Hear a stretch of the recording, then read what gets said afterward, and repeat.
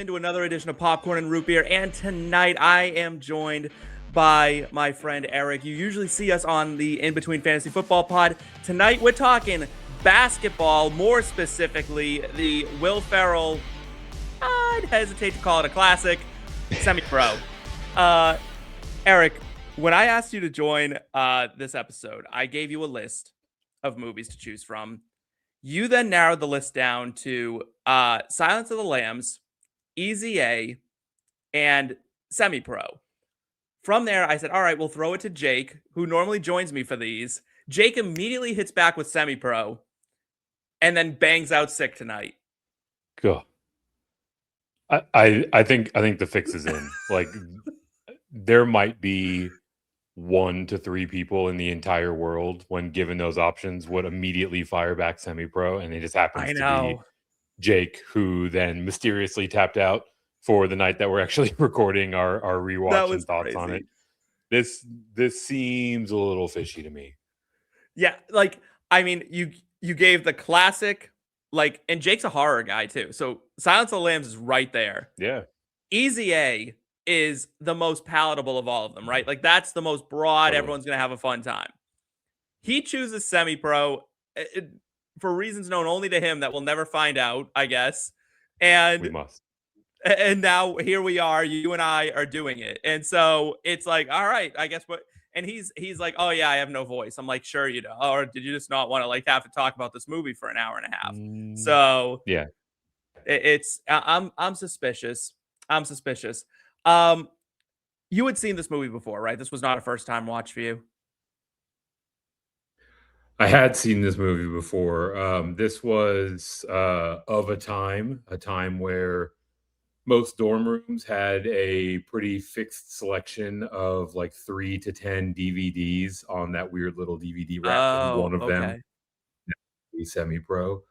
So I probably saw this movie a good dozen times between 2008 and 2010. I probably paid attention to it maybe 1.5 of those times. So it was nice to take a little walk down memory lane here. I saw this when it first came out. My parents took me and like my younger brother and like some of his friends to the movies to see this. And obviously this was not for like my little brother's 6 years younger than me. So I was like a sophomore. I just loved going to the movie. So I was like, yeah, I'll tag along. Sure. They left.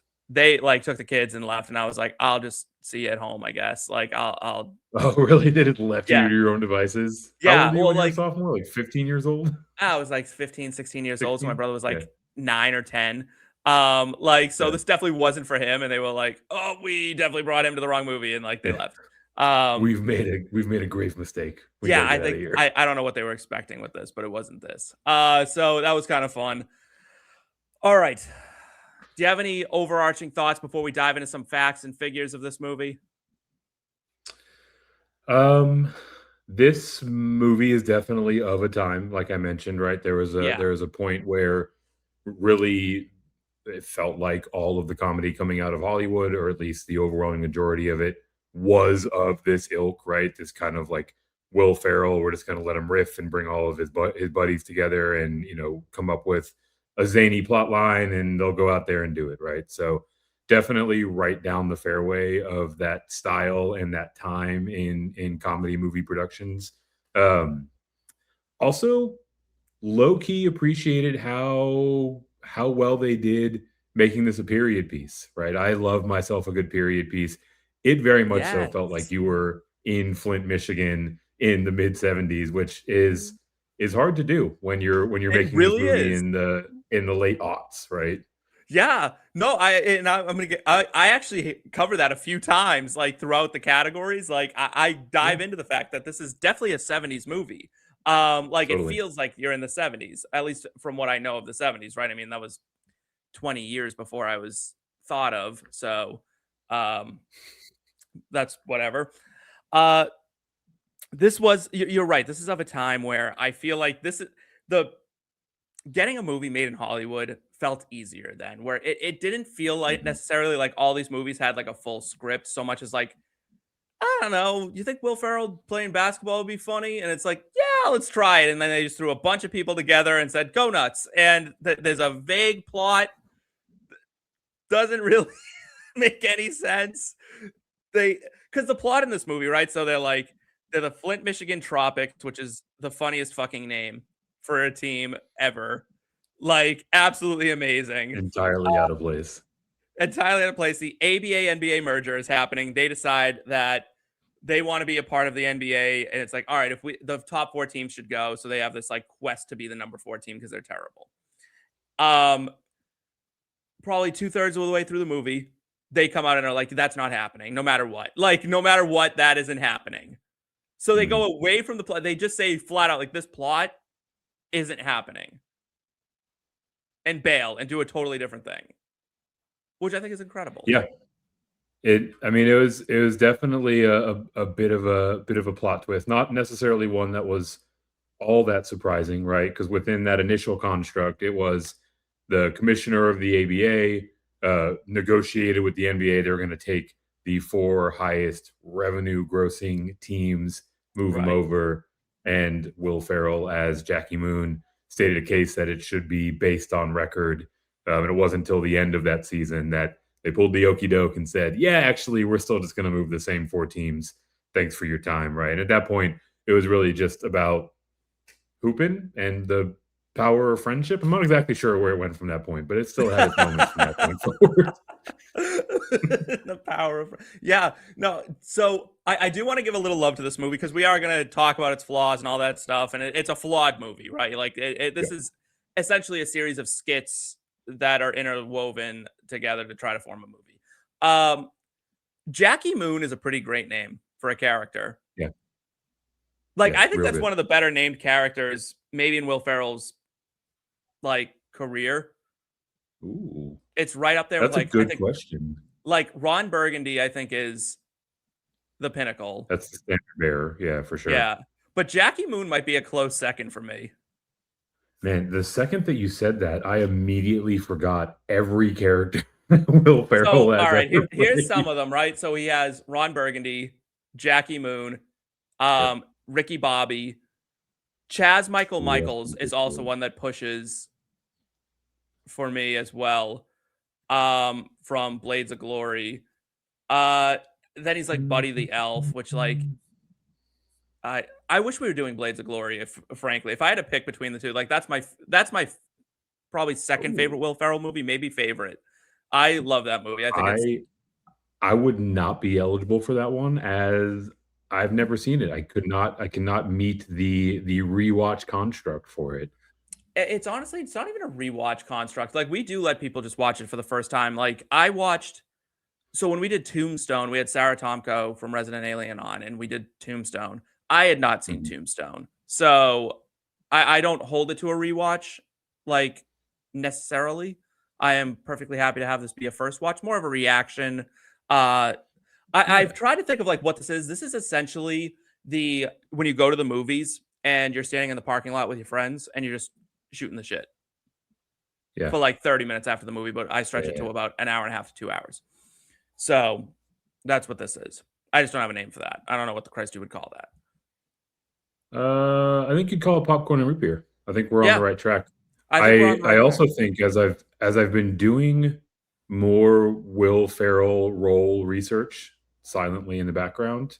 Yeah. I mean, Chaz Michaels, I guess by default kind of rounds out the Mount Rushmore. Yeah. But after that, like I'd have a real hard time finding a fifth one that on name alone is even part of that conversation, right? Brennan from Step Brothers, maybe, but it was just more like it fit the character pretty well, right? Yeah. I honestly, I think the tier break might be after 3. I think it's Ron Burgundy. I think it's Jackie Moon. I think it's Ricky Bobby in no particular order. And then after that, it's kind of everybody else. Sorry, Chaz Michaels. I love Chaz Michaels. That name cracks me up, and I don't know why. I think it's so stupid and it's amazing. It just, I don't know. Chaz Michaels. Like, I don't know. Have you seen Blades of Glory? I have not. No. It is not significantly better than this. It is so funny. Okay. maximum. The only problem I have with that movie is the ending. They had no idea how to end it, and it's fine. It's Mhm. whatever. Like it ends stupidly. Another stalwart of the 2000s era Will Ferrell Oh movies. yeah, Like, man, we're done. yeah. It's like, and the movie's over. Like here's a ridiculous thing that happens, but they introduce Will Ferrell's character. You just have to go watch it. Like they introduce. It's about figure skating, and they introduce him, and he comes out and skates to "The Stroke" by Billy Squier, Of which is just course. an As insane one does. choice. Like he's like a sex addict figure skater. It's amazing. Like it's an amazing, amazing premise overall. I like it. Yeah. So, but we're not here to talk about that. We're here to talk about Semi Pro, which has its own gems in its own right. We're gonna get to that. But this movie, 92-minute runtime, which let's give a round of applause for the 90-minute movie, right? Like that's Yep. amazing. Like love that. God, do I hate when a movie stretches itself way too far. $55 million budget, made 43 million at the box office. It opened at number one. This was a Okay. dark for the movie theater. It opens at number one against Vantage Point, Spiderwick Chronicles, Jumper, The Other Boiling Girl, Step Up to the Streets, No Country for Old Men, which was at its 12-week mark, and Juno, that was Okay. 13 into its theatrical run. This was a pretty dead period for the movies. This thing won by like default. If apart from No Country for Old Men and Juno, if you told me that you made up every other movie on that list, I would believe you.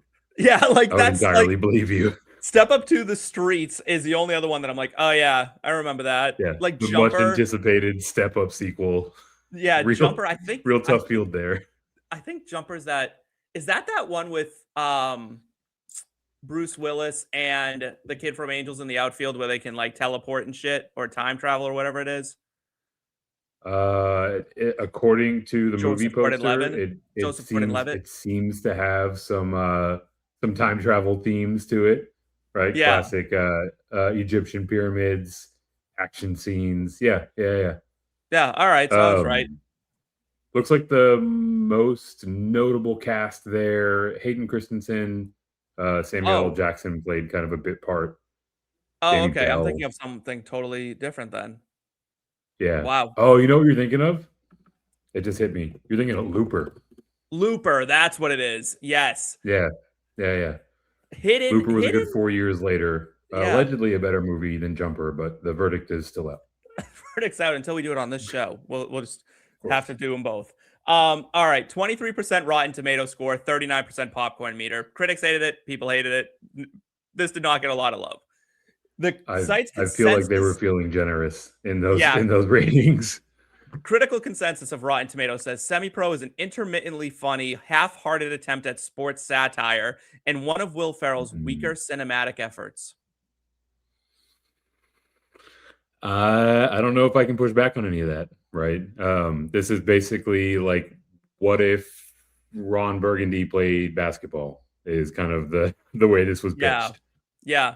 So there's just like this is a strange. There's a lot of lore to this movie. It's the last film New Line Cinema put out before it was bought out by Warner Brothers. So it kind of went out on a Cool. whimper. Poor New Line Cinema. This is what they Mm. go out with, like a movie that lost $10 million. If you're Warner Brothers, you must be like, ah, shit. Are we acquiring like a bad like studio? Yeah, New Line's Like done it's some like good stuff. I they think it's have, more but like these deals probably take a while, and they sort of crammed in the last the last movies that were heading into production before the handoff, right? yeah, probably, right? So except for the Flint Tropics, all of the team names and uniforms are the same as the real ABA. They did research for this Um, movie. Like they did not cheap yeah. out. Um, in the film, Jackie Moon says he had never vomited before, not even as a baby. In reality, Will Ferrell suffered from pyloric stenosis, a condition that causes frequent vomiting as a baby. The Ooh, scar that we see like when you see Will Ferrell with his shirt off, he always has like that weird like scar. yeah. Is from the surgery to treat that condition. It's the one right over his jejunum. Yeah, Yeah. yeah. So that's kind of like a weird little quirk of this movie. Before we get to more of the facts, because we were talking about this on the phone earlier today, and it has to be in this because I'm thinking of Will Ferrell taking his shirt off in every role he's in, right? This movie might go down and hit. It has to be on the Mount Rushmore of the ugliest cast of all time. Yeah, it's a pretty tough scene. There were a few points in the rewatch where I needed to avert my eyes. Um, there's always and no shortage in this movie either. When you go back, a decade and a half longer, there's always some young version of some stars that are in heavier rotation today, and it's like, oh, look at you when you were 22 or whatever it was. I think probably the best looking of them all was Will Arnett, right? Yeah. He was kind of right there in his prime in 2008. But Yes. yeah, there are some mugs on the casting crew here. Yeah. They did not even like try. And like, how old were these people supposed to be in this movie? Because like, how old was Woody Harrelson in that fuck ass wig that he was wearing in this movie? Oh man. Like it was so bad. I So mean, Woody Harrelson now is pushing his mid 60s, right? And this was less than 20 years ago. so he So was 40 he something was, years old, yeah, right? Like, call it and then like, call it 46, and he was yeah. trying to play a mid 30-year-old ABA washed out. Yeah, so Will Ferrell had to be younger than that, right? So he's not, right? Like he's obviously in his 40s in this movie. Everyone in this movie, besides maybe Andre 3000, is in their 40s on the court. You know what I mean? Like Yep, Andre yeah, 3000 was Andre's pretty probably young. pushing around 30. Yeah. I guess he was pretty good looking, like in Yeah. his own Yeah, way. yeah, Like, yeah. Definitely appreciate the way that he leaned into that kind of 70s disco style and ethos overall. I he think, definitely did. but I mean, look, he's got a pretty like limited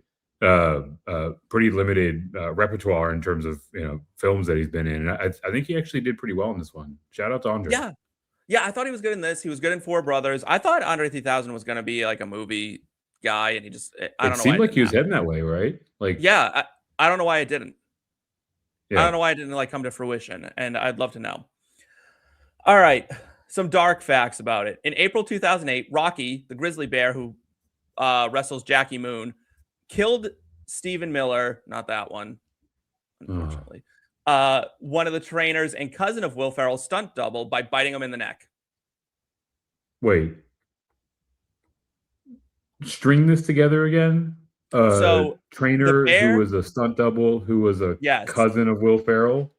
one of his trainers who happened to be a cousin of the stunt double was killed by the bear. Yo. But Yeah, it was Will Ferrell's stunt double. it was Will Ferrell's stunt double. So the guy who was Oh, attacked by the bear in the movie, his cousin was killed by the bear.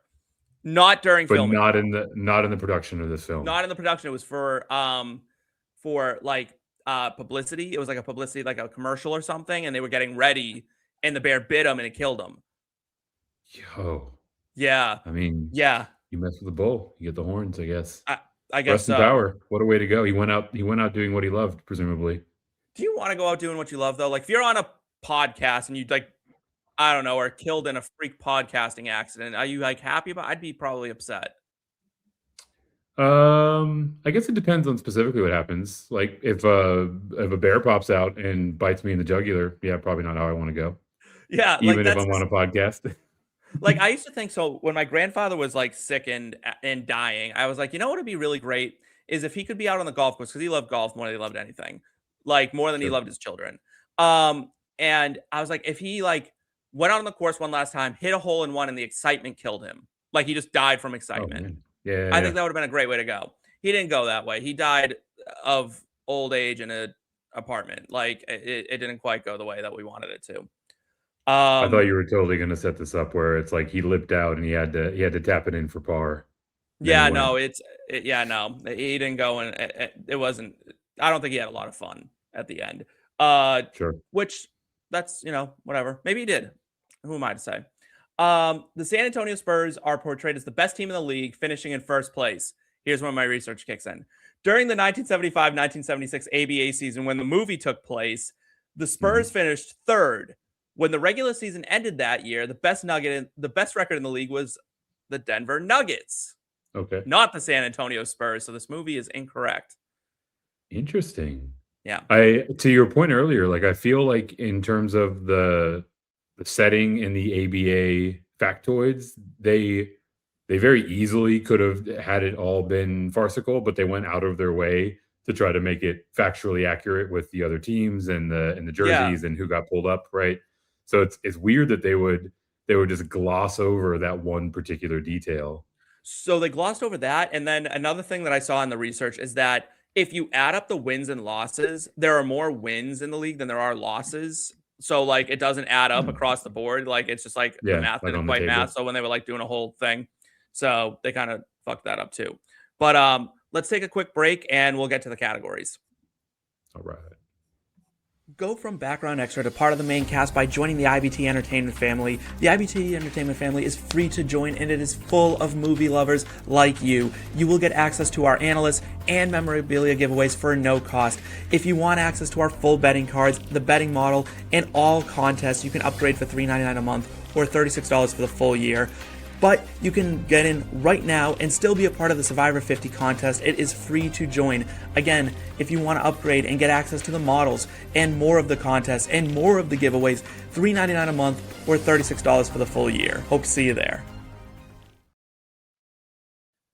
That's my like friendliest voice that I can put on in that ad read.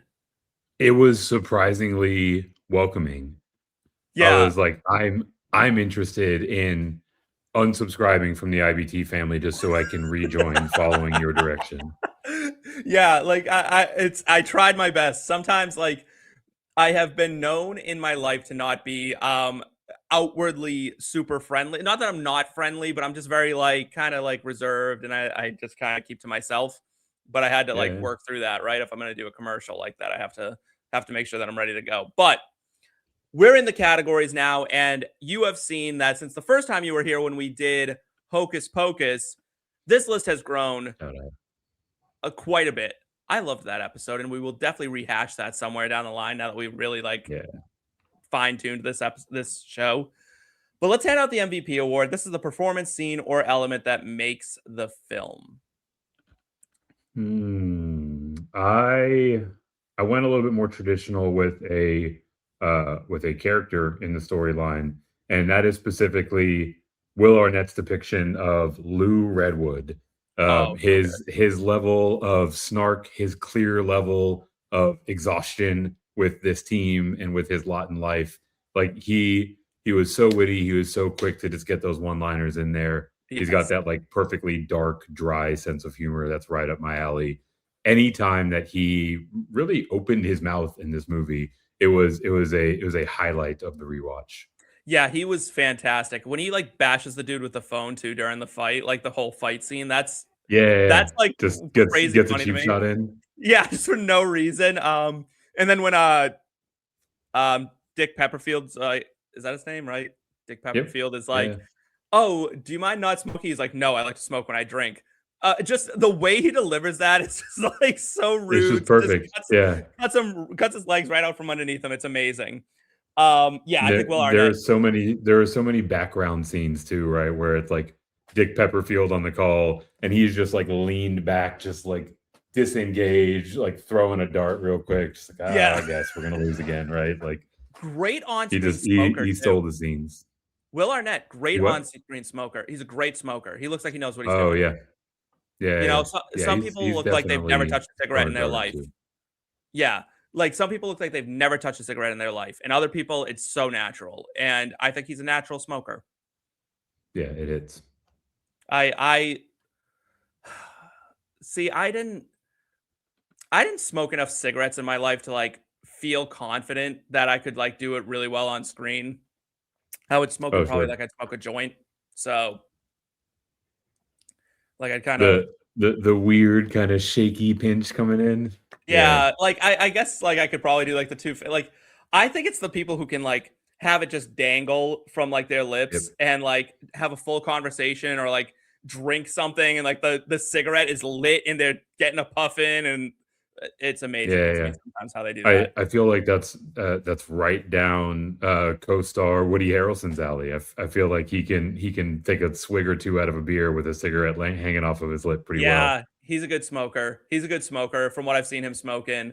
You know who was really good to another Will Ferrell movie is Christina Applegate in Anchorman. Oh yeah, She can yeah, smoke yeah, the fuck out of a cigarette. She's so good at it. yeah. She looked like she could burn that thing down in like Yeah. 2 pulls, and she like perfectly encapsulated the 60s, 70s era of like, I need this to get through my day kind of vibe Yeah. whenever she was Yeah. smoking. Like it was it yeah, that's a great shout. Yeah, I liked that one. I gave the MVP award to the 70s vibe. Overall, they did a cool job. Film looked Yeah. retro. I liked like when Jackie Moon first rolls up, right? Like he rolls up in the giant car, right? I don't know what make it is because I'm a car guy, but he rolls up. He has the giant jacket on with like the like puffed out leather like The mink, collar. yeah. Like he's got like the afro going on. He's got the big, huge sunglasses. Like just absolutely amazing. I thought it was incredible the way they drop you right into that world. He's got like the bell You're there. bottoms on. Like the whole thing is just great. I just loved it. Yeah. All right, we have renamed this award a few times, and it's listed as like it's the Weak Link Award for who or what Mm. drags this down the most. And I'll go first because I usually fall on the sword with this one. Any attempt to make this movie mean anything whatsoever, any attempt to go beyond the comedy, not great. Yeah, it was not only not great, you're being kind and categorizing it as such. It was bad. Like It was it bad. was it was basically like a half-hearted recognition of, if we want this movie to get greenlit, we have to have some semblance of a through line from scene to Yeah. scene. So let's just kind of throw some shit against the wall and see what sticks, right? Oftentimes, and one of the prompts that we're looking for on these rewatch is like, is there a moral or a lesson or a takeaway? And that was objectively the most difficult question to respond to in Yeah. regard to the rewatch on semi-pro. It's like they're just out here winging it. Yeah, like what's the like we'll get to it when you go like the life lesson of the movie. It's like I really don't know. Like Yeah. they they shoehorned in, you know what? I'll get to it in a minute because like there's some stuff that they do that just drove me a little crazy. What do you have for your weak link? So I went kind of traditional with the MVP. So I did the same thing with the weak link, and looked to one of the characters, and that was Bobby D. He perfectly encapsulated everything that Andy Richter as a sidekick in this era of movies had been, and that's just not my flavor. There wasn't a single reaction retort component of his dialogue in this film that brought me even a semblance of a chuckle. He absolutely just could have Yeah. been deleted out of this one, and I would have never known. And probably should have been because you said Bobby D and I was like, first thing I was like, who? And I just rewatched this. Like Exactly. he serves no purpose really to the movie at all. Nope. I don't know why he's there. Yeah. I have no idea why It he's there. I mean, I mean, he's homies with Will Ferrell, clearly, right? Like, Yeah, but like I liked him on Conan. I thought he was always great with Conan. He had like a good little banter back and yeah. forth and stuff. Like they just like stuck him there, gave him no funny lines, and then No. had him get tackled by a bear twice. Yeah. Yeah, I mean, your point's bang on, right? Like, in the context of Conan, absolutely, like, just mashes it out of the park. He plays that role perfectly, and then they tried to, like, weirdly distort that role into some on-screen and film roles, and it just fell flat every time, semi-pro included. Yeah, no, Andy Richter, not a strong like actor, I don't think. Not at All all. right, Portal Scene Award for best scene in the movie. I got a few nominations for you. Let me know if you have something different. The meeting of the Hit me. owners where they're going over, they're at the table, and then like it all devolves. And it probably has my favorite line in the whole movie. Like on the rewatch, I was like on my second rewatch of this in the last 2 days when the guy he's like I'll rip you a new asshole, and he's like fuck you Bob, and he's like no need for that kind of language. I move we vote on the terms of the merger. And what that guy said.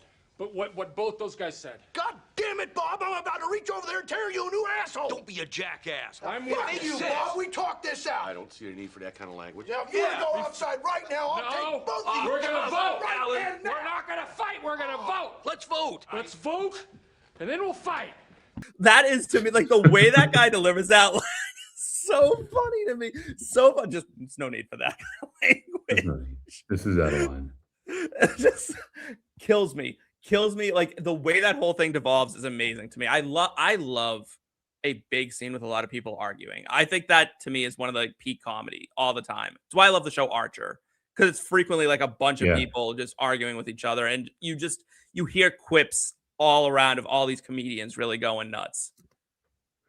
Yeah, that scene was absolutely gold, and as I take an accounting of what we've said about this film so far, I feel like we have done nothing but shit on it the entire time, and in many cases, deservedly so. They still understood the assignment of, like, we're gonna jam in some incredible one-liners in this movie from end to end, and that scene in particular had a ton of them. I love how, as he found out that he wasn't going to be going up to the NBA, he started throwing the temper tantrum and then just started biting himself. Yeah. Jackie, we're not going to bite ourselves again. Like, this has clearly happened before. This is like his go-to move in these settings. Like, there are just so many little quick quips in that scene that just absolutely land. I love it. It's so good. All right. And then I have the fight during the game. Okay. Yeah. Like, once Will Ferrell screams somebody hit somebody, it's 30 seconds of comedy gold. And clear. Somebody hit somebody! Oh, here we go.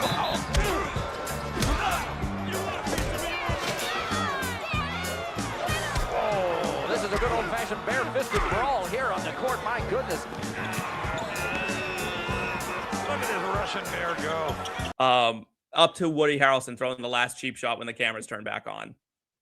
Yep, the last cheap shot with the phone was hilarious in that. Yep. I love how, and I think it was Jackie Moon who was knocking someone around with a shoe, like an abuela going after a cockroach, like perfectly done. And I just love how down to ride he was in that concept, right? Like Monix was out here clearly with a long rap sheet for fighting in his playing days, and immediately had a way to solve this problem. He was like, "What if we do it during the break?"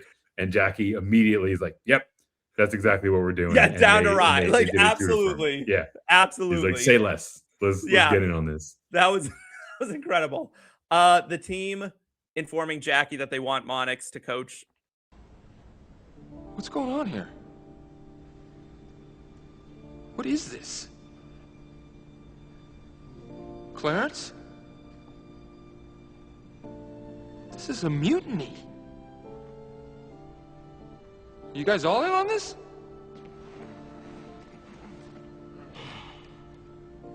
You motherfucking cocksuckers. All of you. The team. Fantastic moment. When Andre 3000, like, when Jackie starts freaking out, he puts his hands, like, as like a seahorse, like, because they're all dressed in stupid costumes. He, like, puts his hands over his face. Like, it's just so sad.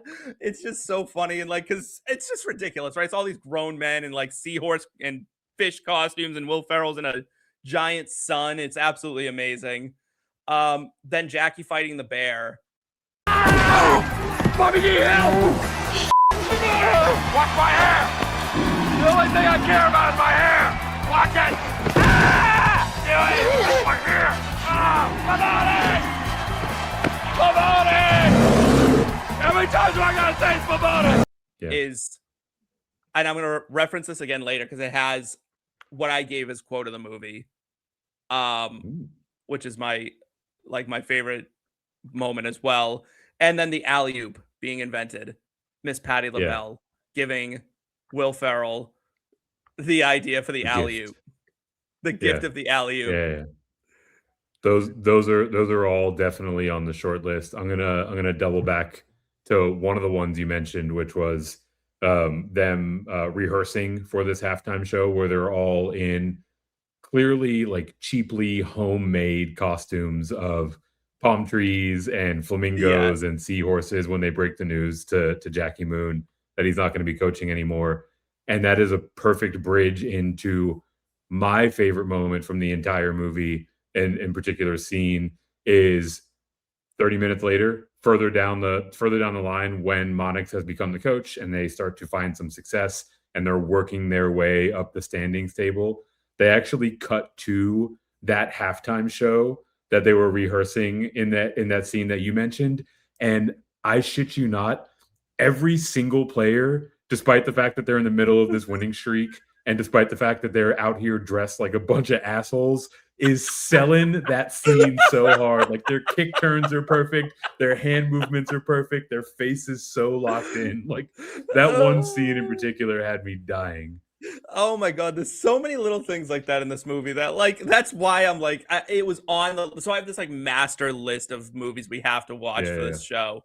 And like this was on it and I was like, is it a good movie? No, but is it a movie that deserves eyes on it? Absolutely. Like 100%. I think it's like a cult classic because I've freaked out on this program. Like I've ranted on this program a number of times now where I miss bad movies. I really miss bad movies. Like we don't make bad movies anymore. Or when we do, they're really bad because they were trying really hard to make something great. And like they were way too high concept and way too like in their own assholes about it. That's not a fun bad movie. This is a fun bad movie. Like this is one you can put on and just have a good time with. They understood the assignment through and through. Yeah, like you have a son, right? And two of them. When your son's like, you have two of them. So are either of them like 15-ish years old at this point? Nah, still got a little bit of runway in front of me before we're there. Like that's gonna be this would be a real fun movie for you to sit down and like watch with your kids when they're like 13, 14, 15 years old. Yeah, like I can pull a Mr. and Mrs. Lawson and just show it to them now while they're 9 years be old. Like, what? You have a lot of explaining to do. It's fantastic. I'm not going to be a parent, I don't think, in my life, but I do think I like to think to myself that if I were going to be a parent, I would show my kids like 80s movies and movies like this just throughout their life. So they because there's lessons to be learned and fun shit to talk about in it. I don't know if that's responsible. I think I would hope my kids would like movies because if they didn't, I'd just be so sad. I think it's entirely defendable. And I actually, I set my kids up for those moments, right? There are many 80s, 90s, early 2000s movie that I remember from yesteryear that I loved, and it'll pop up on our Fire TV or on our feed or whatever, and they'll show some interest in it. And in many cases, because we were just sending it in that era, there are things that are wildly inappropriate about those movies. Oh, right? yeah. But also in ones that aren't so bad, I just default to tell them, like, we can't watch that. We have to watch that when you're older. It's inappropriate. So that in like 6 months, I can be like, hey, y'all, you know what we're doing this weekend? We're watching Goonies. And they just like, they feel like they're like getting away with something because I've just been like banging it into their head that like this movie is inappropriate. So if you find yourself in that position, I think you're on the right track. It feels like easy, good cop kind of thing too. Like, oh yeah. So like my brother and his fiance, I assume, want kids, right? So if I have to like babysit when the kids start getting older, I can be like, hey, don't tell mom and dad, but we're gonna watch blah blah blah. You know what I mean? And it just makes me the fun uncle because we're gonna watch just one of the guys, and you're gonna see your first pair of boobs ever. 100%. And it's with very important things like showing your future nieces and nephews their first set of boobs, as well as trivial things, right? Like I will put a handful of extra M&Ms on my kid's dinner plate for dessert, and immediately, don't tell your mom, right? Like this is just between us. The good cop role it's such an easy trope to lean on. I fully take advantage of it. Oh yeah, absolutely. Like, so you're an 80s kid, right? Like you're technically like you're right on that cusp. You kind of snuck into the 80s. Do you have like a go-to 80s movie? The 80s, yeah. Do you have a go-to 80s movie? No. I don't have a go-to 80s movie in so much as I really struggle with favorites, right? You could probably rattle off 10 different 80s movies and I'll have deep opinions on each of them. But in the moment, it's really hard for me to just like key in on one in particular. Um, I don't know if this is an 80s movie or not. I watched a ton of Homeward Bound as a youth. Yeah, 93, not even close. Homeward Bound. That's Um, one I haven't even thought of in yeah. This almost 3 I don't decades. I don't know what it was, but it was like in my summer camps or in my daycare, they all had Homeward Bound, they had Five Goes West, and they had the Brave Five Little Goes Toaster. West. Like The Brave Little Toaster. of That's a dark movie. It's why I have problems right now. Yeah. I'm single-handedly supporting the therapy industry, trying to work through some of the trauma from being raised by this film. Oh my god. Like it's so weird. So my poor uncle throughout my life has been unfairly, I think, categorized as a bad influence on me. And he's been a Okay, wonderful uncle and he was a fantastic role model and I've learned a lot. But like he had tattoos and I have tattoos. And then like sure. there's some things that he showed me that I fell in love with. And the first movie I ever remember watching is The Exorcist.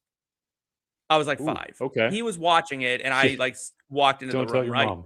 Yeah, like he wasn't like, "Steve, you want to watch The Exorcist?" He was probably like, "Hey, you shouldn't be watching this," but I got interested and I was a stubborn child as I am a stubborn adult Sure. and was like, "I want to watch it." So then he showed me Scream shortly thereafter and now I'm on a horror Okay. movie. Like this is the path I've chosen in Yeah. life. So it's, we're all a product of our upbringing, but I'm not nearly as traumatized Totally. by The Exorcist or Scream as I am by The Friendly Toaster or The Brave Little Toaster.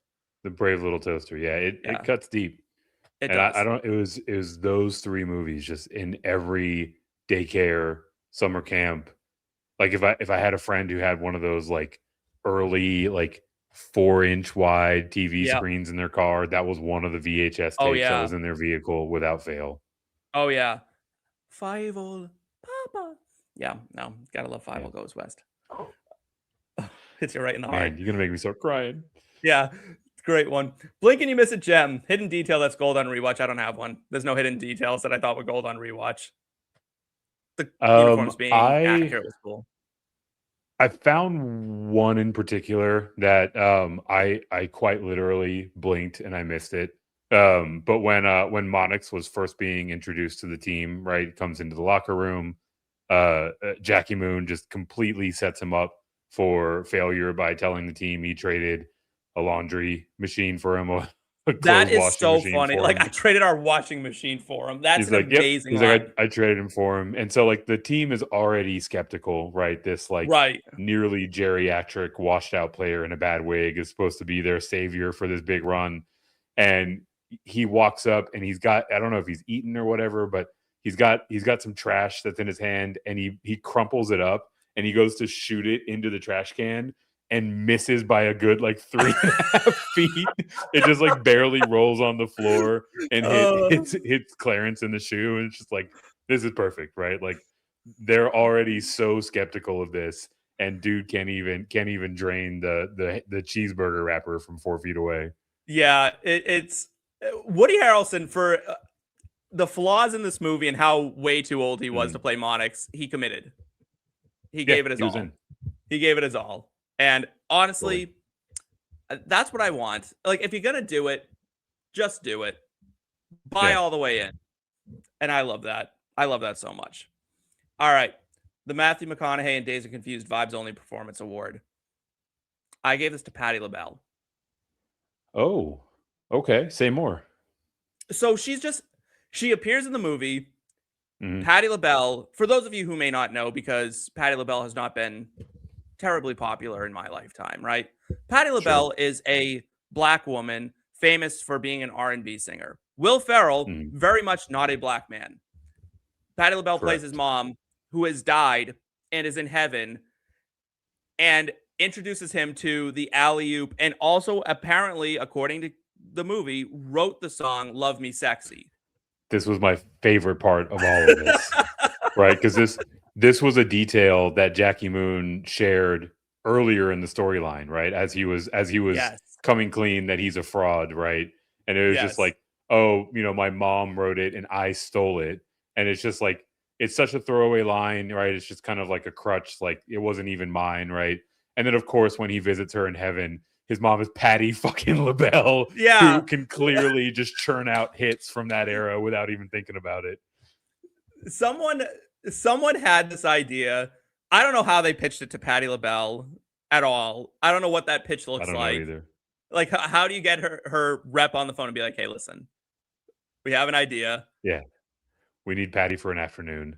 Yeah. We need. It's going to tie the whole room together. 30 minutes. We just need her to show up because she's not acting.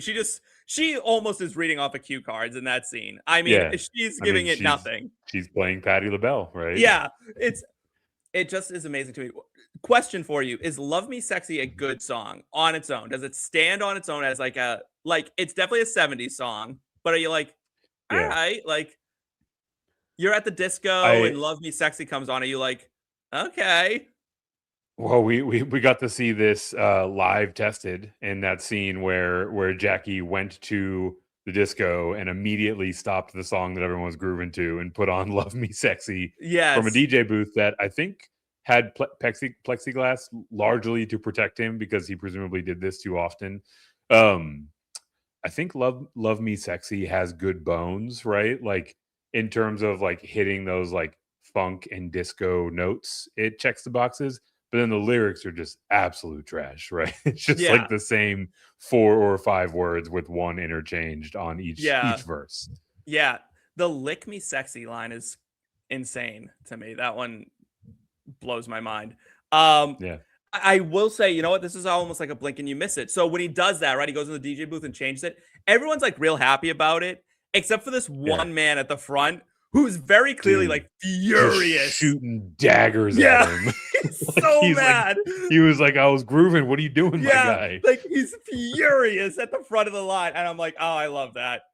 All right, here's a real confusing one that is entirely. Oh, wait, I didn't let you do your Vibes Only performance award. You didn't, and I don't need much time for it. I went for the entirety of someone's performance that is clearly Will Ferrell as Jackie Moon, right, of this era.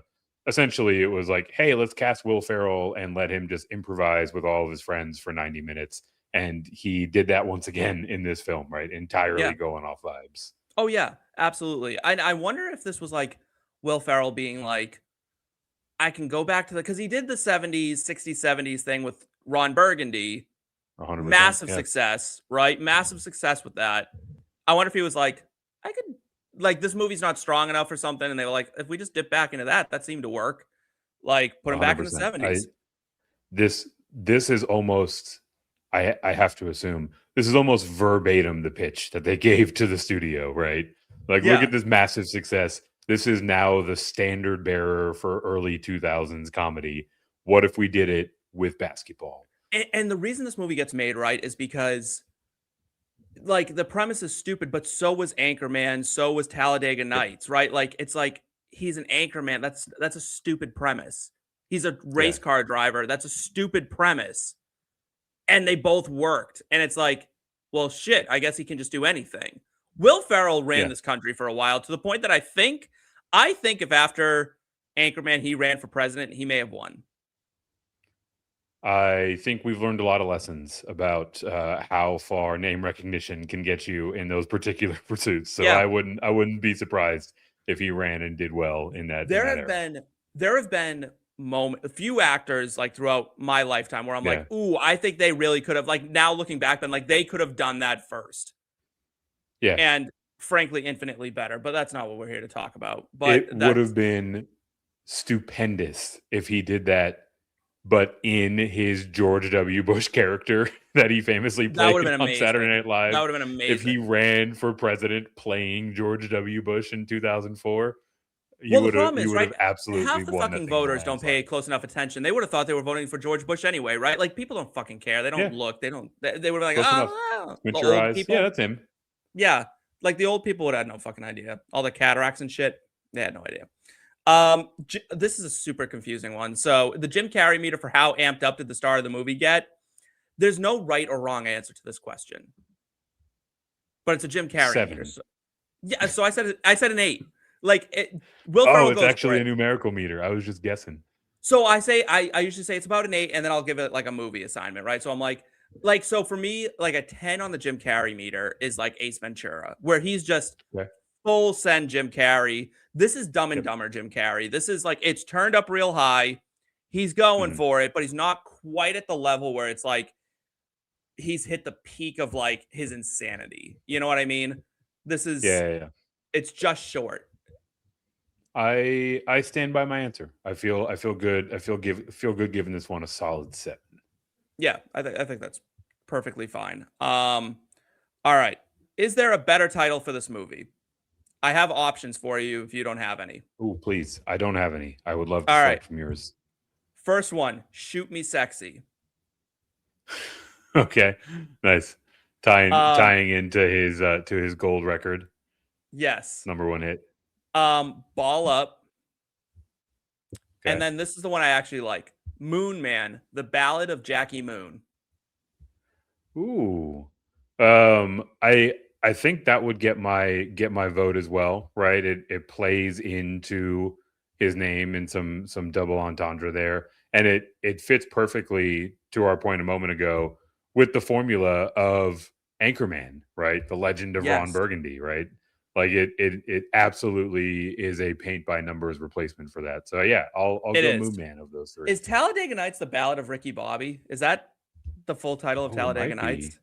Now that I'm thinking of one of them absolutely has The Ballad of in it. I thought it might have been Anchorman, but it could Anchorman be is The Legend of Ron Burgundy. Talladega The Ballad Nights, of Ricky Bobby is Talladega Nights. Yeah. All right. Wow. So I kind of ripped that off a bit, but I didn't know it at the time. I just Moon Man, The Ballad of Jackie Moon. I think that works. It fits the whole thing. It's a better title, I will say, than semi-pro because this is not a semi-pro team.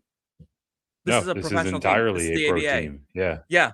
This was the NBA and merged with their biggest competition. Unlike Ricky Bobby, Jackie Moon has a gold record hanging on his wall. He knows his way around a ballad, right? Right. Yes. Like, and so, because like, yeah, that's what, right? Like, this is a man who purchased a professional NBA team. Granted, he proceeded to name them the Flint Tropics, which again, amazing. Beautiful. The naming in this movie was fantastic. I will say that. Characters, team, like the Flint Tropics, that's a funny shit. That's funny as shit. Like Dick Pepperfield, I know it's juvenile, but it made me laugh. Like Jackie Moon, a fantastic. That's exactly what that character should have been named. 100%. Like 100%, that's what he should have been named. We don't have to do the Ellie from Up award because no one should have died in this movie, unless you have one that you were really looking forward to killing off. Not in a way that was supportive to the storyline or the plot, just purely out of annoyance. And we've already mentioned him as Bobby D. Get Bobby D out of my face with this movie. Fair enough. All right, just one Oscar. Who gets it? This can go to a person, a department. If it's given out at the Oscars, you can give it out here. Okay, I think I might need some of your expertise on this if you have a punch list or some options, because ultimately it feels like it's pretty slim pickings for me on this rewatch. It is slim pickings. I gave it a costume design. Oh, 100%. Yeah. Yeah, like it's the only one that I was like, they really my own went ignorance to this. Yeah. They nailed it too. It was straight down the fairway. Yeah, like it was top to bottom, fantastic. The wigs got a little, they were a little fucky, but I think that's just, maybe it was more just seeing Woody Harrelson with hair fucked me up. Yeah. I think it almost feels like they were ironically making the wigs horrendous, right? Like, do you think that was like part of like their character? Like they were like, you know what? There actually are bald. These like, because I think Lynn, like Monix's ex-girlfriend, wife, whatever, her husband is obviously wearing a bad toupee, right? Clearly. And like, I think that could be what they were going for, right? Because like generally the hairstyles of that era were pretty wild. Right. Yeah, and so ugly. Like it feels like they kind of turned that up to 11, including things like afros on a white man and horrendous toupees. I went to middle school with a white kid who had an afro, and then he had cornrows the next year Hey, in man, New live your best Hampshire. life. In New Hampshire, I was like, it was a small town in New Hampshire, and I had grown up in a city, Mhm. so I was like, what are you doing? Like, What are you I'm going for almost here? like, I was like, I'm almost sure you'd get beaten up for that. Yeah, yeah, yeah. If you had gone to like the middle school that like was in my city that I grew up in. All right. This is man, I always miss Jake on this one because he gets so excited because I love this category. Is this movie better with? And you have to pick one. So what you do is you either Okay. put them in for someone else or you add a character for them. Gwyneth Paltrow, Joe Pesci, Adam Sandler, Viola Davis, Nick Offerman, or Jim Carrey. This one's tough because I could picture several roles for a multitude of actors on this list. The one that I went to was Nick Offerman sliding in as the ABA commissioner, just given how like absurd and how frequently Jackie was throwing tantrums in the presence of that commissioner. The like super dry, no bullshit response that Nick Offerman could offer up, I think Yeah, would have been just perfectly suited for those scenes. I think that's a great choice. And I thought about Nick Offerman, but I have a tendency to go Nick Offerman a lot on this one. So I went in a different I just want to direction. see him in more movies, if we're being honest. I do too. I mean, I think he should be in Yeah. everything. I went Gwyneth Paltrow as Lynn. I thought the woman who played Okay. Lynn gave nothing. I thought she really phoned it in really hard. Yeah. She also weirdly looked. This was a weird time in this woman's life where she looked a lot like Jennifer Aniston, to the point that when I first saw this movie, I thought it was Jennifer Aniston.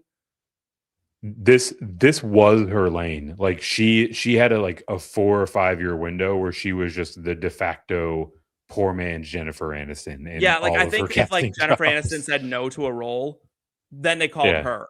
Like that's what it felt exactly. like. She looked so much like Jennifer Aniston. It was so weird. Yeah, yeah, yeah. Or on the other side, right? It's like we need a Jennifer Aniston type, but we don't have the budget to even make the phone call, right? Who do we go Yeah, to? Jennifer Aniston was not doing this Bring in movie. Mora. That was not happening. Yeah. That would have been cool though. I think that would have been cool if they got Jennifer Aniston for this role. Yeah. I mean we've certainly seen some star power lend itself to these type of vehicles in that time. Again, just kind of harkening back to how much influence they had on the comedy scene in this era. Yeah. Oh, absolutely. All right. Let's kick some people out of the movie. The Thackery Binx Let's Recast That Role award. This is from the episode that we did together, where Thackery Binx Yeah. was tragically the human was recast as a cat. It was a whole thing. So I went to Maura Tierney as Lynn. No shade to her as an actress. She just didn't seem like she was into this movie at all. And they didn't give her a lot to do. They didn't give her any funny lines. She wasn't meant to get laughs. She was meant to be the melodrama of the movie, and it was just the weak point Yep. of the movie. I said boot her out and put Sandra Bullock in, and I think you get something a little bit better. Yeah. Yeah, yeah. I can dig it. It was hard for me to get over my hatred of Bobby D with some of these categories, right? Yeah. I think he could have been entirely deleted out of this movie from end to end, and nobody would have noticed. I do think it would have been cool if they went with a little bit more star power in kind of like the second tier Tropics players, right? Yeah. You know, they were all just kind of like working actors. I don't think I have a great actor to replace them with, right? But like the idea of a high B, low A tier celebrity playing like the backup power forward on the Flint Tropics would have Yeah. landed a certain way for me. That would have been funny. I think that could have been Yeah. fun. Like you couldn't do like a Sandler because he'd clash too hard with Ferrell. But like I think a John C. Reilly could have been one of the guys. It would have been funny, like if he was like the backup worst player on the team kind of deal. Yeah, yeah, yeah. And I mean, I think that, he would certainly fill the Jackie Moon role admirably, right? yeah, I think that would have been nice. All right. This is a tough one too. Center shot of the film. This is where your cinematography love can come and Shine, this is really difficult because this was not a great cinematography movie. This was never going to win any awards for cinematography, but I wanted to use this opportunity to talk about this in a different way. And it actually ties into my hot take a little bit. But the basketball scenes, when they actually were playing basketball, were pretty good. Mm-hmm. So I'm going to go with the practice where they learn the puke, the play that nice. they run over and over again. That looks like a real basketball practice. They had a bunch of people in this movie who actually looked like they could like play basketball. Not like professionally or anything like that. But like I was a little surprised at Will Ferrell, how fleet-footed he was. Like his post game looked legit. Yeah. Like Yeah, he didn't look like a clown. He definitely has that like old man YMCA game to him, right? Yeah, but like he knows how to dribble. Woody Harrelson, we knew, was a good basketball player because he was in White Man Can't Jump. Like he's a known good basketball player, good athlete. So when he's dribbling up the court, he looks good. But Will Ferrell looks pretty good with the ball in his hands. Like Andre 3000's obvious. He looks athletic. He looks the part. Like he's very good at, like, he's smooth with his dribbles. He's able to do like through the legs, crossovers, all that stuff, and make it look pretty good. The one thing that we didn't get a ton of in this movie is a jump shot. And I'm curious if anyone had like a real busted jump shot, and that's why. Yeah, it wouldn't surprise me to find out that they actually couldn't hoist one up, right? So yeah, it could be that they maybe tried to get a couple of those on film, and it just clearly wasn't anywhere close, and had because every shot's plans. a layup in this movie. Every shot's a layup or a dunk. Yeah, 100%. So I'm like, oh, I wonder if no one could just put it up. Do you have anything for this one, or? I don't know if it's necessarily like a shot of the film category, or if it's more set design. But the scene in particular where Jackie Moon joins, I'm gonna forget his name now. Now I'm saying out loud, Dick Pepperfield, on Tropics Weekly to announce the Michigan Mega Bowl, right? Yes. That just like absolutely perfectly embodied some of these like late night 70s talk shows where it's like front of this like weird shimmering gold curtain, and they've got like the super clunky clip-on microphone and they're knee to knee in these kind of like mid-century modern chairs, right? Like it really set the scene for that particular type of programming from that era.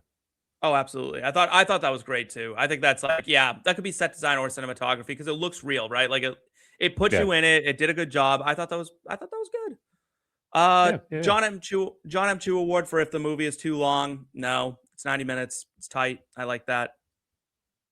I like that it's 90 minutes. I think that your ceremonial golf clap for 90-minute movies is justified. They had to do their fair amount of stretching in this film to get to 92 minutes. Oh yeah, they absolutely did. Like, but say it's like there's stuff they could cut out, but I struggle to say it was too long. Where I'm like, like sometimes you sit in a movie and it's like 120 minutes long, and you're like, why are we sitting here for 2 hours? Like this could have been a 90-minute movie, easy, and it drives me crazy when movies just don't do that. I don't know. Yeah, like don't stretch it out. Don't like trim the fat. You know what I mean? Yeah. Like have enough skill as a filmmaker to know what should go and what shouldn't. Yeah. Fully. Yeah. That's my rant on that. 15 minutes of lame. The part of the movie that's best for a pee breaker is skippable. Monix and Coffee Black or Clarence or Andre 3000, however you know him, are in a bar and they try to give Monix like a moment of like, why are you still doing this? Yeah. It's bad. Just like dig in and try to find his purpose. That scene was a tough watch. I struggled with this category in particular because I'm a bit of a sucker for like taking the construct literally, which is, when is the best time for a pee break and is skippable. For me, it was the bookends of the films, the very beginning, really everything leading up to that meeting with the ABA commissioner could entirely be removed. Perfect time to not pay attention or still be messing around on your phone. And like you mentioned earlier, the tail end of the movie, after it was made clear that they didn't have an opportunity to win their way into the ABA. At that point, it was just like yeah, I mean, I guess we still have the game, and we want to do this for each other, so let's go play, right? So kind of the very beginning and very end didn't exactly do it for me. Yeah, no, it was tough. But whatever. That's fine. All right. Where is it? I can never find this one. It's the Hey I Know Them award for an actor you can't name but know from like 10 different projects. Is there anyone that you were like, oh, I know them from, I don't know what their name is, but I've seen them everywhere. There's a few people in this for me, but I had one in particular. Yeah, I've got one that fits the device pretty well, and I have one that doesn't. The one that does it for me is Andy Daly, Dick Pepperfield himself. He's That's been mine. playing this like nasally kind of dweeby character in a million different vehicles, it feels like, and I never know this cat's name, but I immediately know a dozen other shows that I've seen him in this exact role. The moment in the movie where I actually said to myself, "Oh, hey, look who it is." It was Jason Sudeikis as the nacho guy. Like 4 minutes into the movie, Jason Sudeikis has a random interaction with Will Ferrell as a fan who brought his own nachos into the stadium. Real young And I Jason was Sudeikis. like, super young Jason Sudeikis, and I was like, I have zero recollection of him being in this movie. And in that moment, I was like, he has to have a larger role than this, right? Like he's going to reappear, and he doesn't. It was just that one delightful moment of I'm going to sneak some nachos in, and then he's gone in the winds. Yeah. I think it's just like, hey, you're on SNL. I'm an SNL guy. Like, you want to pop in for a quick minute? Yeah. Like, he was probably just walking by set one day. They were like, "Come on in." I was gonna say, I feel like Will Ferrell's car broke down, and he like gave him a ride one day. He was like, "Hey, if you're over here, just be the nacho guy." He's also literally billed as the nacho guy on the credits, which is just perfect. That's a good little blink and you miss it. That would have been a good blink and you miss it. Jason Sudeikis. Yeah. That's a good one. Trade deadline deal award for one actor or role the movie could have brought in that would have made it an award contender. You would have to work really hard to make this an award contender. So, we're going to stretch this a bit. But I say trade for the guy who wrote Talladega Nights, because Scott Armstrong, who wrote this, he wrote Old School, writes Road Trip, Starsky and Hutch, and The Hangover Part 2. So he has Old School, and then it kind of falls off real quick from there. And then Road Trip is actually a bit of an underrated film, but then after that point, it seemed like he kind of went back to the well a little bit too much. I don't have a good recollection of where this movie falls in the timeline of those four that you just rattled off. It's the last one, I think. Then, or The Hangover Part 2 might be the last one. Yeah, I think The Hangover Part 2 might be last. But yeah, if we caught him in kind of the front half of that filmography, I think he could have done a lot with this. I think it is probably a bridge too far to think that anyone could really come in and have this movie getting some award buzz, to your point. Oh, absolutely. All right, we talked about this on the phone, and this is a new category. You're the first one to ever do it, and I ran it by no one because it's my show and I can do whatever I want. Yeah. The People's Elbow Award for something that shouldn't work but does every time you see it. For those not versed in the WWE, just YouTube The People's Elbow. It's The Rock's finishing move, and it is the dumbest finishing move maybe of all time. And yet, when he sets it up, the crowd goes wild. Everyone wants to see the People's Elbow. 100%. So it's something that shouldn't work, but does. And for me, it's people being mauled by very obvious fake animals. Mm-hmm. Or real animals mauling very obvious dummies of real people. Like in Anchorman, when they're in the bear pit and Brian Fantana is being whipped around, and it's very obviously like the scarecrow of Paul Rudd. Like, they didn't even try to make it look real. They don't even attempt to make it look like a real person. It's just he's clearly shit whipping it all around. So I want to give a few examples of these because they're popping into my mind right now. So like I told you on the phone earlier, there's the tough old woman giving sage advice or showing kindness to a character going through it. That will always tug at my heartstrings. I love when TV and movies flash back to when someone was young. And instead of casting somebody younger, just stick a fake mustache on whoever they're talking about. Yeah. It's just like they're like, we didn't put makeup on them, nothing. They have a fake mustache on, and you accept that this is in the past. And I'm like, that is fantastic. So my number one example for this is Brooklyn Nine-Nine. Loves to have Captain Holt in the past, and the only way you know it's the past is that he has a mustache. Yep. Yeah, definitely a device that they go to a lot. I struggle with this one a little bit. There were a couple of kind of crutches of the movie industry that showed their face in this one, but they're not ones that delight me quite as much, right? But they're certainly ones, to your point about the people's elbow, that moviegoers just sign off on and subscribe to. And the one in particular that stood out for me is when Will Ferrell got knocked out in, I think it was the game against the Spurs, the last game of the season, right? Buddy was out cold for like 12 minutes. If someone gets knocked out in real life, the longest they are out is like a handful of seconds, or they have a brain bleed and might die, right? But in movies all the time, like you catch a sucker punch and you're down for half an hour, and all of a sudden you just kind of come out of it in a daze. It's like, bro, there are brain some damage things. If you're out there for more are some than things in movies that, like, as a medical professional, right? Like, I have to very much suspend disbelief on. So being knocked out for that long, you're absolutely right. Like, that's a coma. Like, you're not waking up. If you're out for 12 minutes, you're just not waking up. Yeah. Like, that's significant brain damage. Bar fights where someone gets bashed with like one of those big mugs. Like, if someone just smashes a mug or a bottle over your head, that's a significant injury. That's not just something you walk away from. Like, you may have killed somebody, but that's like the number. Like, I just love that that's always used as the first move in a fight. Like, I'm gonna smash this mug over your head. Like, that's an ender. That you've ended the fight. The fight never happens. That person this is now a crime scene. Like, like it's very much a crime scene. Like, it's amazing.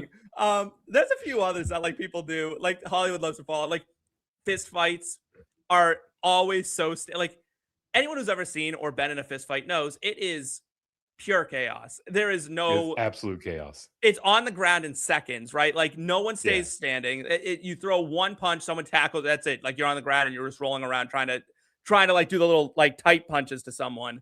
Like, there's not a lot, but like Hollywood loves a good like standing up, the posture, and like they got to like fully cock the arms. choreographed. Yeah, like there's a lot going on in there. So that one, there's a few that really dip into the ink well a bit. All right. What script did they get award for an actor who's in a totally different movie?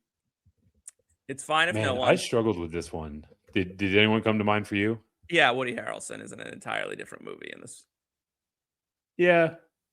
I think that's fair, but also it seems like it's kind of Woody Harrelson's MO. He can be accused of being in an entirely different movie in many of his performances. I think he's the only one truly who took this movie seriously, where he said, I am going to deliver like real acting in this. Yeah.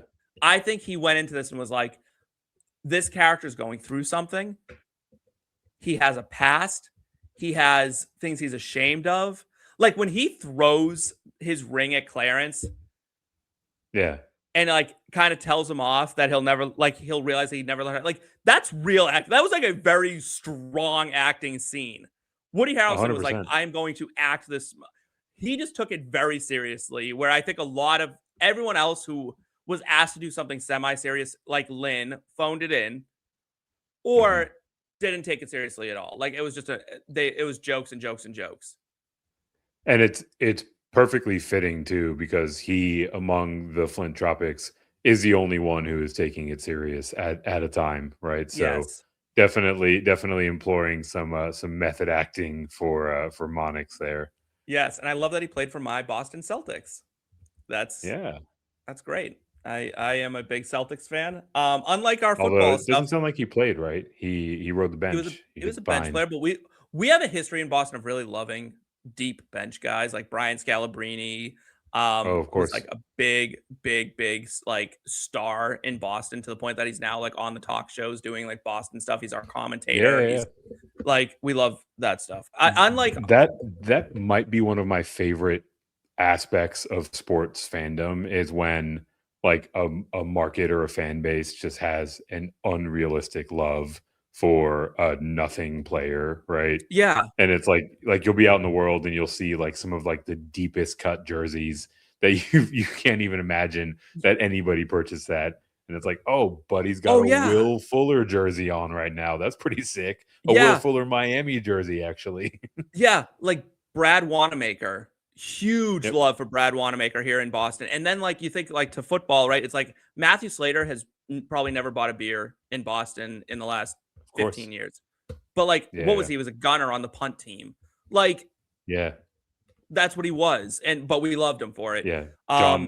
John Kuhn in Green Bay, right? Just like these weird like lunch pail kind of guys that the fans just go nuts for. It's so funny. And unlike my NFL fandom, I actually do root for an NBA team. I am a Celtics fan. I am not like a fantasy basketball fan. I truly root for the Celtics. Yeah. Rare, right? Like it's rare for me to like truly put my flag down on a team. All right. 12 on 18. Have you seen Tin Cup before? I have not. I have no idea what this category entails. Okay. So the 12 on 18 Tin Cup Award for surprising decision by the filmmakers is named this because Tin Cup is a golf movie starring Kevin Costner as this amateur golfer who makes the cut for the U.S. Open. He makes the cut, and on the Sunday of the U.S. Open, he needs a par to win or to go to a playoff, or he needs a bogey to go to a playoff, a par to win the U.S. Open as an amateur. And the green is 280 yards away and it's on an island. So like you need to lay up to it. But his character is like, oh, I don't lay up. All movie, his character setup is I don't lay up, I don't lay up, I don't lay up. And you're like, okay, I see how this is going. Incorrect, because what happens is he puts it in the water like 4 times in a row and loses the U.S. Open because he shoots a 12 on the 18th hole of the U.S. Open because he won't lay up. And then he walks off with the girl and looks at the guy who won and goes, nice par, as if that guy's the loser. I mean, at least he has his moral high ground and presumably a fairly hot girl that he's got his arm around.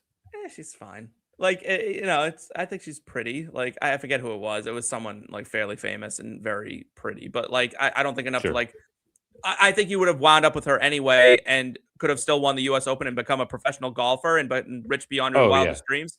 And now, like, what does she get out of this deal? Like a guy who can brag that he blew the U.S. Open and never became a pro and is teaching like kids and old women how to golf at the driving range.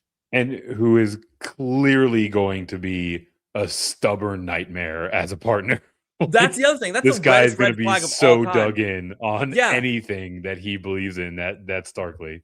Absolutely terrible. So mine is how much time they spent on Lynn and Monix in this movie. It wasn't meant to be funny. It was just odd and kind of sad.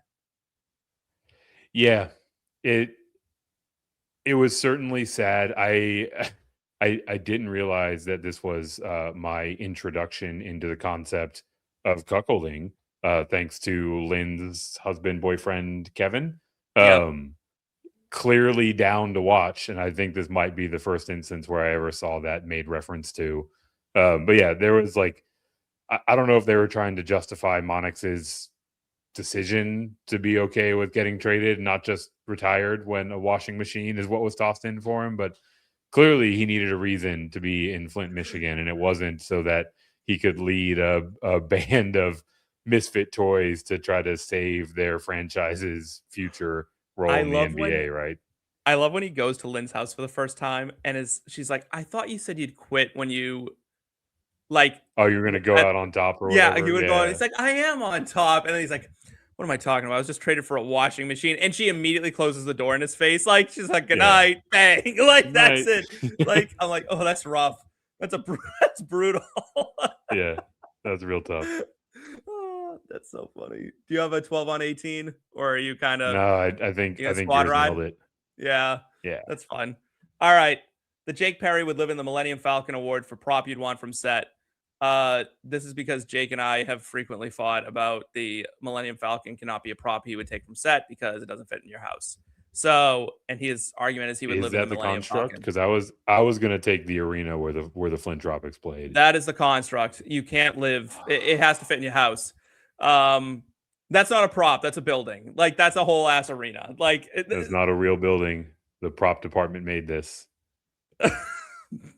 It's too big. You can't fit that in your. I don't know how big your house is, but I've allowed Smaller some things. I think I've allowed like a tree house to be picked.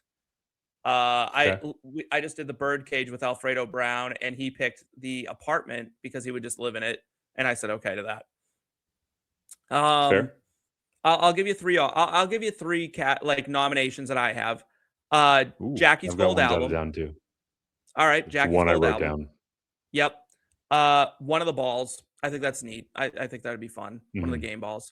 Or Monix's ring necklace with the replica, like fake NBA championship ring on it. Ooh. I feel like you would take that one because it would likely be a Celtics ring, and that would be particularly of interest to you. Also, I couldn't clock it while I was rewatching it, but Lynn made reference to making that necklace for him, right? So that he could wear his ring on it. And I think it was like a handmade, like almost like puka shell stuff. I thought it was puka shell. Yeah, I think it's a puka shell necklace. Like kind of perfect for this. So I will answer for you and say that you're taking that necklace. On the other hand, I'm absolutely going with the Love Me Sexy Gold Album. I think a gold album in and of itself is awesome. I have a hard time turning that down. And the cover art where it's him just making the longing eyes between someone's gaping legs is just because I could put it like right there. I could put it right. I could swap out that movie poster and just have Love Me Sexy. Quite literally, this weird deer over my shoulder. You're out of here. What is that? What is that deer? It's just a deer. It's like some like shitty IKEA decoration from when we thought we were going to rent out the apartment that is now my studio. And that's what you went with? Because I'm not going to lie to you. Like from here, it looks demented. It's a feature, not a bug. Right, I've played with my background blurring to where you can't exactly make it out. Is that what's going on? Okay. Yeah. It's also covering a paint square on the shiplap when I tried to see if I could paint over that wood, and it didn't go well. Oh, all right. Well, there you go. Fun fact: the deer back there actually has flowery antlers. As I clear up my background a little bit. Oh yeah, less demented when it's less blurry. Yeah, but that's less demented. Well, we'll leave that as a popcorn and root beer secret. No one else has to know this. I've never really looked at that background before, but now, that's a good one. All right, drive-in date night double feature movie to watch with this one. I mean, I feel like the easy answer is anything from the Will Ferrell kind of heyday trilogy, right? I think because of the time frames, I would go for Anchorman in particular, but also there's a consideration in all of this, right? Like if you have convinced a date to go with you to see this movie, they're clearly okay with this type of movie. So just playing the hits with this as probably the follow-on feature to Anchorman, I think would be a crowd pleaser. Can I offer a few options to you? Please, yes. So one is the Talladega Nights, The Ballad of Ricky Bobby. Okay. Yep. Miami Vice. Ooh, which one? The OG, like with what's his name? What's his name? I can't remember. He's like the Miami Vice guy, and I'm like Dick something. I don't know. The reason why I ask is Miami Don Vice, Johnson. I think, that's originally, what it is. Yeah, Don and Johnson. The Don Johnson ones were, I think it was a television show, wasn't it? Oh, was it? Shit, am I thinking of something else then? Yeah, Miami Vice didn't become a movie until, oddly enough, Colin Farrell and Jamie Foxx rebooted it. Right. Back in 2006. I could get coming behind up that. On a 20-year anniversary. Yeah. Starsky and Hutch, another 70s-ish kind of romp. And then I would also go with Blades of Glory, another Will Ferrell sports movie. It's equally stupid. but Yeah. I think it's I think think it's I fun. think we're in a similar lane with my recommendation and your Talladega Nights and Blades of Glory. The only place where I'll push back on that is I feel like following Anchorman, he basically just said, "What if we did Anchorman, but basketball, but NASCAR, but ice Yeah. skating?" So I don't know if I would want to go back to back Anchorman sports vehicles in I in want a immediate good succession 70s like that. movie. You know what I mean? I want to Yeah. Oh, you know what it should be? The Nice Guys. That's what you should show out. Ooh. Like, that's what you should do with this. 2 70s Yeah, yeah, movies, yeah. one that's not very good and one that's incredibly good. I I think along those same lines and also like playing in the contrast of like a Barbenheimer with like an absurd movie and a critically acclaimed movie. I'm gonna change my submission to say that I want to go see this as a double feature to The Taxi Driver, the 1976 classic. The De Niro vehicle? Yeah, Robert De Niro? exactly. Love that. You talking to Quite me? literally, Yeah. the De Niro vehicle. Yeah. That's a great one. I love that movie. I'd watch that with Yeah, anything. So, that'd be fun. yeah, I yeah. love Robert De Fair Niro. point. Like, early De Especially in that Niro, late era, De Niro. Yeah, dude was in his bag. he really was. Definitely scary and a lot of coke involved. Yeah, And mostly with Scorsese, but I wouldn't be shocked if De Niro was like coked out of his fucking head. yeah. No I mean, accusations it's to be of a made here. time, right? Yeah. Yeah, the Yeah, 70s, I think, allegedly like, coked out of its head. yeah, shit If was you're so if pure you're back rich then, in it the was like, '70s in Hollywood, yeah, like you almost have to be. you have to. Legacy test, is this movie still essential today? No. No, No. Did this movie need more gay people? I said no. of course. I said no. I think it would have been I mean. Yeah, I guess that's a fair point, right? And of that era of comedy, I think that there would have been some horrendous shit that was written in as jokes. But representation at an absolute zero in that category. Yeah, but like coming off of Brokeback Mountain, I don't think the gays needed this step backwards to like Yeah, you that's know what I fair. mean? I think we were like trying to go in the opposite direction at that Yeah, point, yeah, yeah, and I think this would have totally. been a real killer. Life lesson of the movie. This was hard. It's more important to be profitable than good. Yeah, actually, what's funny is like we've talked ad nauseum now about how difficult it was to find a life lesson, and the only one that I coalesced around was capitalism will prevail no matter Always. your best efforts. Yeah. Always. It will always prevail. Like it doesn't matter about your story. It doesn't give a shit about anything. Yep. It gives bottom line is all that matters. Um, what a bleak lesson from a comedy movie. Yeah, exactly. It's really bleak. Oh God. Fuck. Is this movie for the girlies, the gays, or the straights? This is a straight person movie, like top to bottom. Yeah, this is like mid 2000s like frat bro straight guy core to the core. Yeah, absolutely. Like this is like back in 2008 when Chads still existed as like names. There was Yeah, a dude named Chad with a backwards hat on and no shirt that was sitting way too sweaty in front of the TV watching this movie and telling all his friends or all the girls that he took on dates that they had to watch this movie. They all hated it and he insisted it was actually a good movie. yeah, fully. So that's what I have. All right. You can't handle the truth quote of the movie. I do have nominations for you, but if you have Ooh, one, I'm ready to hear it. I have two of my own, but I can go Oh, either way. We can run down your nominations, or I'm happy to give mine. all right. Lay them out. I want to hear what you got.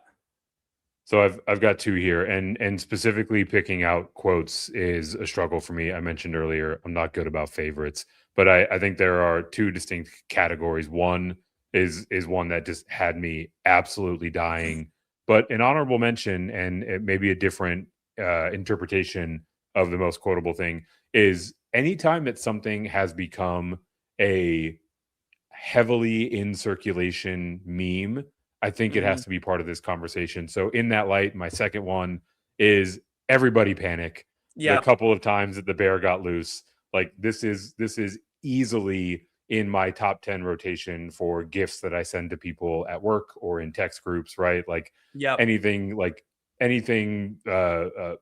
minimally disruptive or worrisome comes, boom, Jackie Moon, everybody panics. So absolutely, that's the honorable mention.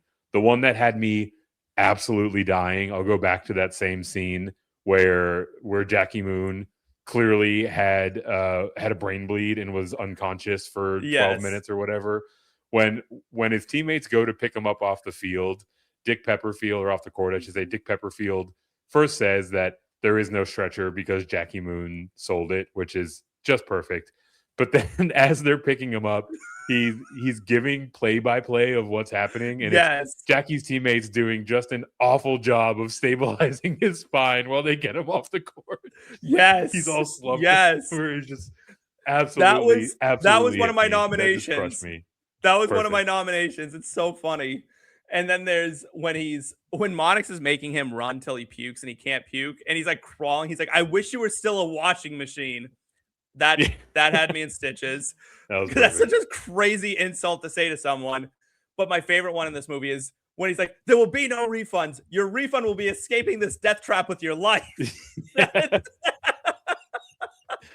Actually, generally, anything that Jackie Moon said over the PA to the crowd in attendance was pretty bang on. Yeah, it was so good. Oh, here's something I hadn't meant to. Did you know what a jive turkey is?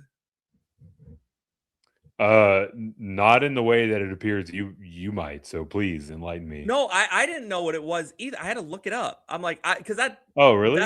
That phrase is not part of my life. So, I've never heard anyone use it. So I was aware of it as like kind of an overused trope of films of this era, right? Like kind of a backhanded pejorative that kind of got overplayed when people were trying to do period pieces from the 70s, right? But obviously in this film it was a much more loaded term. Led to someone getting because I was like, what did he just call him? Like, because I was like, there must be, and I think the joke is that it really just means you're a liar. I think that's essentially what it is. Like, you exaggerate, you're a liar. Yeah. And like they played it up like he called him something like immeasurably offensive. Yep. And I was just like, oh, all right. I thought that would be a lot worse, but whatever. Yeah, I didn't know what a jive turkey was. I had heard of it. I just didn't know what it was because I think now you know. When would I use it? Would having Steven Tyler appear in this movie have made it better? Sure. Sure. The movie's a mess anyway. All right. This is a tough one. Some people put a lot of thought into it, like me. Other people kind of just let it go. If this movie was an NFL, NBA, or MLB player, who would it be? I don't know if I fit necessarily into either category. Actually, I made reference to how this player was categorized earlier in tonight's show. This movie is Brandon Jacobs for me, like a ham and egger, someone that you know exactly what you're going to get whenever he gets the ball. He's going to get exactly what you need from him, not a yard more, not a yard less, right? Like just so perfectly down the fairway for this era of comedy. When you purchased your ticket or your parents purchased your ticket, in your case, this was 100% the movie that you thought you were going to see. Yeah. I said it's Jamarcus Russell. The pieces were there for this movie to be great, but instead it was ridiculously lazy and absolutely wasted the talent that it had. But it's absolutely a must watch because when it hits and when it does things well, it's so good. So those fleeting moments of competency are worth dealing with, like the bad plays. Jamarcus Russell. I can dig it. I can dig it. All right, you ready for our last award before we give out our final rating? I am ready. In so much as I know it's coming, I don't have a good answer for it. The Why Didn't They Train Astronauts to Be Miners in Armageddon Award for questions you need answered. How was Jackie not sued into oblivion over the bear incident. Yeah, this is perfectly true. Like he screws over it seems he screws over the hippie. I can get behind that, right? I can that someone in that arena is filing a pretty big lawsuit. 100%. Yeah. I have to imagine that maybe the common sentiment wasn't quite as litigious back in the 70s, right? Like a little bit more freewheeling, and you just kind of get what you get and keep it moving. But yeah, this dude should have a rap sheet and likely would be sued on a daily basis had this been set in modern day. I also want to know, how much money did he make? This is actually a really, like, you can't possibly answer this question. It's like, how much money did he make off of Love Me Sexy? That he was wealthy enough to purchase a professional basketball team. Now, I know that, like, and he's the sole owner, right? So I don't know what ABA teams were going for at that time. I assume it was in the millions, though. I doubt you could have bought him for like $12,000. I mean, maybe you could. I don't know. But how much money did he earn off of Love Me Sexy? I don't have a good way to gauge. I'm sure we could do some math on like what gold records generated in revenue around that time period. But the problem is, right, is that like he had an album that did, you know what I mean? This was one song. He had a song. Yeah, but that boosted up the album, right? Like But did he have an album? Is it 1 million or 100,000 record sales for it to go gold? I have no idea. I think it's 100,000, but I'm not sure. Okay. Yeah, I mean, a song could do that in that era, but moreover, I'm pretty sure these ABA franchises were like dirt cheap, especially in like the expansion era, right? So I don't know how long Jackie Moon had allegedly been the owner of the Flint Tropics, but like there are stories. Like, there's a real story that William Friedkin, who directed The Exorcist, had an opportunity to buy the Boston Celtics or buy into it for like $8 million or something like that, like way back. And he's like a mega basketball fan, like stupidly big basketball fan. And I don't know why he didn't. I think he was like, I'm kind of busy right now, but like maybe down the road. And then obviously TV deals came and the prices got beyond what like a director who hasn't made a good movie in like 20 years can afford. Yeah. And now they're all multi-billion-dollar properties. It's one of the few things that just continuously grows no matter what. Yeah, no matter what. Like if you imagine like investing in an NBA franchise like in 1975, you put like $1 million in. They're like, hey, congratulations, you own 62% of the Detroit Pistons. Yeah. You know what I mean? Like there was a time, like, you know, the I'm going down a rabbit hole with this now. Million. It seems like at their formation, a lot of the initial fees for ABA teams was a syndicate of 10 to 15 owners paying a minimum of $5,000 each to reserve a market. But there are purchase prices later on into the 70s, in the 8 figures, like what Jerry Buss paid for the Lakers. And apparently all 4 of the teams that merged over, the Nets, the Nuggets, the Pacers, and the Spurs, had to buy into the NBA. They each had to pay $3.2 million in order to make the transition to an NBA team. Which is a wild inaccuracy in this movie because Jackie Moon treats it as he's cashing out because they're doing the merger. This is his day. Yeah.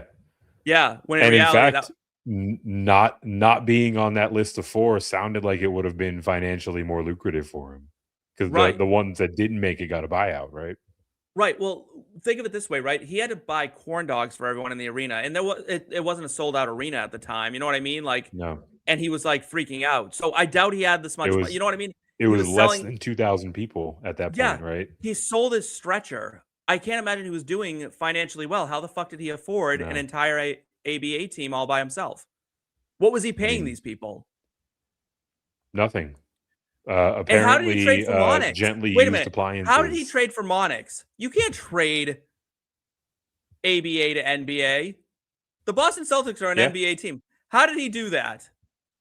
Maybe Monix took a stop. Let me pull up his NBA reference page and see if he dipped down to the minor leagues before the transaction. They traded. He traded a washing machine to the Boston Celtics, and they traded Ed Monix. That can't happen. Entirely impossible. Yeah. How did that These are questions we need answered. And what the hell did the NBA say about that? There's no way the commissioner was like, yeah, go ahead, traded one of our players for a washing machine. Yeah, this is like all of the old MLB lore of guys getting traded for 15 balls and 15 bats, right? Yeah. No, I mean, for real. I don't know. I got questions. All right. Same. Final rating. Out of 10. Ooh, man, 1 to 10 scale.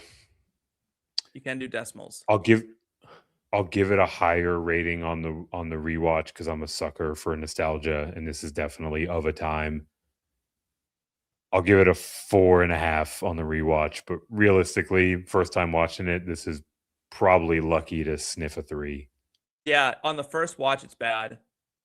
Yeah. Rewatching it gets better. I gave it a 5.1. Rare for someone to undershoot me. I am usually the harsh grader in this. I think there's enough gems in this movie, and it's short enough that they're so close together that that's fair. Like it's worth the watch. Like you could put this on with your buddies and have a good time. Yeah. Perhaps I'm being a bit unfair to it because it originally came out in that period of time where all of the Chads loved it, and I remember having a good time watching it and plenty of laughs. And now coming back, were you in college when this came out? I was in college when this came out. Yeah. Which college was that? Were you at like UT? UTSA. Yeah. Yeah. Nice. Is that the one with the weird, ugly bird as its mascot? Yeah, it's a Roadrunner. How dare you? What it is? Yeah. How dare you? Yeah. Well, listen, not everyone can have a gorgeous Seminole like my. I was gonna say I was gonna start talking shit about your mascot, but I feel like I would be getting canceled if you can't do that. Line. Yeah, you can't talk shit about our mascot. That's a person. Absolutely not. Yeah. That's Chief Osceola. That's exactly. You can't do that. All right. Well, we've reached the sad part in the show where it is time for us to say goodbye to the people. Eric, thank you so much for joining me for this hour and 41-ish minutes here. Talking semi-pro that was chosen for us by Jake Perry, who decided he wasn't going to do it with us. And you showed up, you showed out, you delivered 10 out of 10 performance. You're always great on this show. It's so much fun. It's nice getting to do a podcast with you outside of the confines of our fantasy stuff, because so often you and I are butting heads over fantasy takes, which you can watch the latest episode of that. Where Eric and I agreed on, I think, one player out of like 12.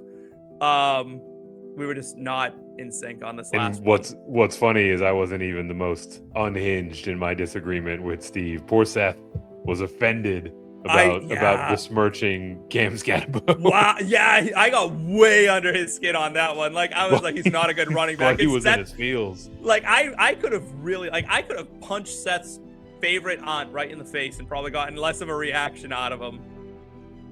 Yeah, it got hot. And what's funny is, like, I was on Seth's side of this argument, and about 30 seconds in, I was like, he's at a different level than I am. I'm just gonna let him cook. I've said what I need to say.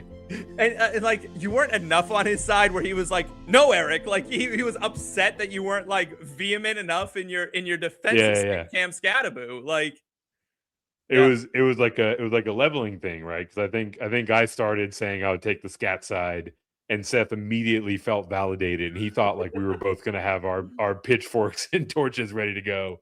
And then I was like, oh no, I thought this was just a chat. I think he was about ready to fire me on this. I think that thought went right through his head. He's like, I'm getting this fucker right off this show. Like, I'm done. Now we can just twist the Cam Scatterbo knife for him for the rest of the season. Yeah, and I will, because I don't like Cam Scatterbo, but I do love this show. So please, if you've rode with us for this long, I mean, we've entertained you for an hour and 45 minutes here. at this point. Hit that like and subscribe button. Make sure to hit that little notification bell so you know when we're doing all these new movies, because we don't only do kind of garbage 2008 movies. Sometimes we do classics like The Birdcage, or new classics like Hereditary or Weapons or Sinners. We do a lot here, and we like to run the gamut. Silence of the Lambs is on the docket at some point. Comment below movies you think we should be doing and talking about, because I'd love to get involved with the community and let you guys pick some of the movies that we do. Make sure you follow Eric on Twitter. You are at the Fantasy Nav, right? Yeah. Great follow. You do great stuff, and you're a great guest. So thank you again. For myself, for Eric Romoff, that's a wrap.